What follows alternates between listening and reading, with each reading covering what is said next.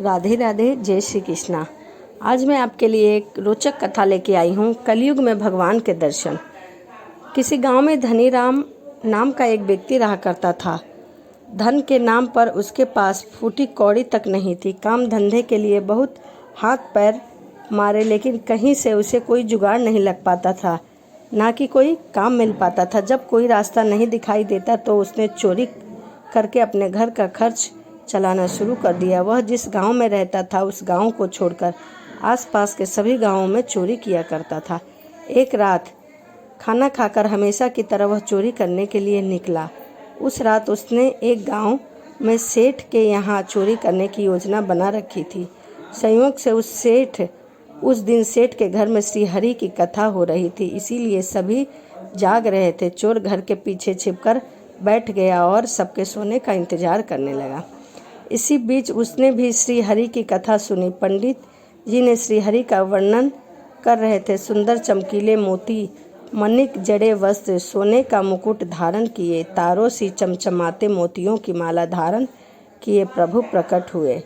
जब ये बातें चोर के कान में पड़ी तो उसने सोचा कि ये व्यक्ति जरूर बड़ा मालदार है, इसके घर में चोरी करना चाहिए। पंडित जी ने उसका पता पूछने के लिए वह उतावला हो गया। कथा समाप्त करके जैसे ही पंडित जी बाहर निकले, चोर ने उनका पीछा करना शुरू कर दिया। कुछ दूर जाते जाते सुनसान जगह देखकर चोर ने ढीठ से रास्ता रोका और चाकू दिखाकर पंडित जी से बोले कि जल्दी मुझे अपने उस मालदार सेठ का अता पता बता दे, जिसके शरीर पर हीरे जवाहरात आदि करोड़ों का माल है, और अपना झोला झाली मेरे हवाले कर दी। अचानक से चोर को देखकर पंडित जी घबरा गए और कोई रास्ता ना दिखा तो पंडित जी बोले, भाई वो व्यक्ति यमुना के किनारे जंगलों में रहता है, गाय चराता है, बांसुरी बजाता है। इतना सुनकर चोर ने अपना रास्ता बदल लिया और उस अनजाने व्यक्ति की खोज में निकल गया। उसके दिमाग में पंडित जी ने जो बताई थी वही छवि बस चुकी थी। बहुत दिनों तक यमुना के जंगलों में वह चोर भटकता रहा, लेकिन उसे वैसा कोई भी व्यक्ति दिखाई नहीं दिया जैसा कि पंडित जी ने बताया था। भूख और प्यास से हताश होकर, निराश होकर वह एक वृक्ष के नीचे बैठ गया। वहाँ थोड़ा विश्राम करने लगा।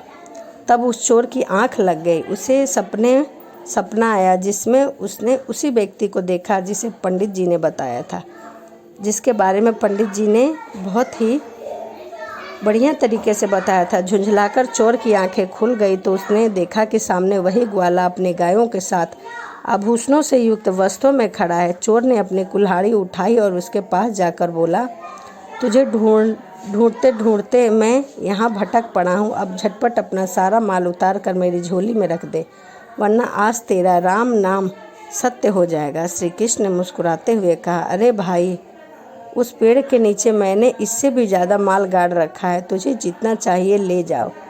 चोर ने जाकर पेड़ के नीचे धरती को खोदा तो वहाँ बहुत सारा खजाना पड़ा हुआ था। चोर खुश हो गया। उसने अपनी झोली भर ली और खुशी खुशी वहाँ से चला गया। चोर के पास धन दौलत की अब कोई भी कमी नहीं थी। उसने सोचा क्यों ना पंडित जी को धन्यवाद दिया जाए। यह सोचकर वह पंडित जी के पास पहुँच गया और बोला, वाह पंडित जी, आपने क्या मालदार व्यक्ति का पता बताया था। एक बार में ही मेरी सारी दरिद्रता दूर हो जाएगी। अब तो सोच रहा हूँ कि कोई काम धंधा शुरू कर लूँ। यह सुनकर पंडित जी बोले, अरे बेवकूफ़, वो कोई आदमी नहीं, साक्षात भगवान श्री कृष्ण थे। चल मुझे भी उनके पास ले चल, मुझे भी उनके दर्शन करवा, मुझे भी उनसे मिला। चोर पंडित जी को यमुना के जंगलों में ले गए, जहाँ प्रभु वहीं गाय चरा रहे थे। जैसे ही चोर ने देखा, दौड़कर प्रणाम किया और बोले कि हे प्रभु, आपने पहले बताया क्यों नहीं कि आप भगवान हैं। मैंने आपको डराया धमकाया, उसके लिए मुझे माफ़ कर दीजिए। लेकिन पंडित जी को अब भी कुछ नहीं दिखाई दे रहा था। वह झुंझलाकर बोला, अरे प्रभु कहाँ हैं और तू किससे बात कर रहा है। तब चोर ने प्रभु से कहा, हे प्रभु, आप पंडित जी को क्या दिखाई नहीं दे रहे हैं? यदि नहीं दे रहे हैं तो कृपा करके उन्हें भी दर्शन दीजिए। प्रभु बोले, देख चोर, तू चोर है लेकिन तेरा विश्वास अटूट है और तेरा हृदय भी सरल है। जो पंडित जी ने कहा वह तूने मान लिया, लेकिन जिस पंडित ने तुझे मेरा पता बताया वह खुद भी मुझसे मिलने नहीं आया, अतः उनका मुझ में विश्वास नहीं है, इसीलिए उन्हें मैं दर्शन नहीं दे सकता। इतना कहकर प्रभु हंसने लगे और वहाँ से अंतर्धान हो गए।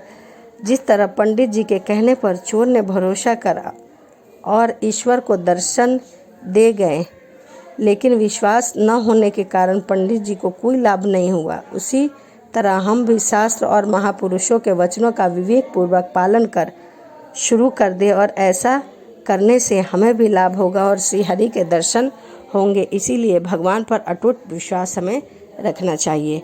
तो यह कथा थी एक छोटी सी। तो चलिए इसी के साथ मिलते हैं अगली वीडियो में। राधे राधे, जय श्री मन नारायण।